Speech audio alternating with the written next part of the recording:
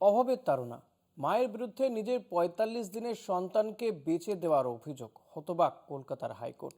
কোথায় পিতামাতার স্নেহ ভালোবাসা? মন্তব্য হাইকোর্টের। মায়ের বিরুদ্ধে এফআইআর দায়ের করে তদন্তের নির্দেশ কলকাতা হাইকোর্টের। মে মাসের মধ্যে সাকরাইল থানার পুলিশকে তদন্ত সংক্রান্ত রিপোর্ট জমা করতে হবে কলকাতা হাইকোর্টের নির্দেশ বিচারপতি দেবাংশু বসাক ও বিচারপতি মোহাম্মদ সাব্বাক রশিদের ডিভিশন বেঞ্চের। 20 মার্চ 2025 হাওড়ার সাকরাইল থানা এলাকার বাসিন্দা রানী বেগম সন্তানের জন্ম দেয়। তিনি একজন গৃহকর্ত্রী, তার স্বামী দিনমজুরের কাজ করে। 6 মে 2025 হাওড়ার সাকরাইল থানার পুলিশ খবর পায় 45 দিনের এক বাচ্চাকে বিক্রি করে দেওয়া হচ্ছে। পুলিশ ঘটনাস্থলে যায় এবং 45 দিনের শিশু সন্তানকে উদ্ধার করে। পুলিশ সেই সময় একটি 10 টাকার স্ট্যাম্প পেপারে চুক্তিপত্র উদ্ধার করে।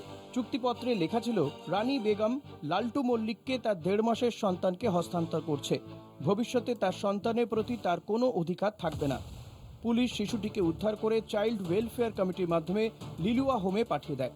এরপরে দীর্ঘদিন পর চাইল্ড ওয়েলফেয়ার কমিটি নির্দিষ্ট নিয়মের মাধ্যমে শিশুটিকে দত্তক দেওয়ার প্রক্রিয়া শুরু করে। খবর পেয়ে মা রানী বেগম কলকাতা হাইকোর্টে সন্তানের হেফাজত চেয়ে মামলা দায়ের করে।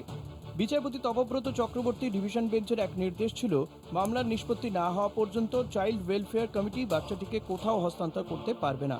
পরবর্তীকালে মামলা আসে বিচারপতি দেবাংশু বসাক ও বিচারপতি মোহাম্মদ সাব্বাক রশিদের ডিভিশন বেঞ্চে।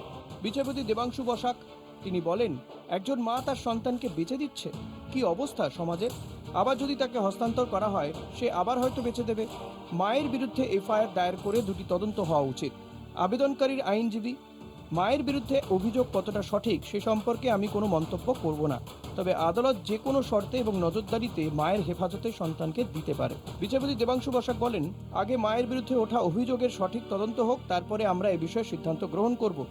আদালতের নির্দেশ, সাকরাইল থানার পুলিশকে অবিলম্বে এফআইআর দায়ের করে মায়ের বিরুদ্ধে তদন্ত করতে হবে এবং সেই তদন্ত রিপোর্ট কলকাতা হাইকোর্টে জমা করতে হবে। আইনজীবী মহলের মতে সামাজিক অর্থনৈতিক সংকটই মা ও সন্তানের স্নেহের সম্পর্ক আজ অবলুপ্তির পথে।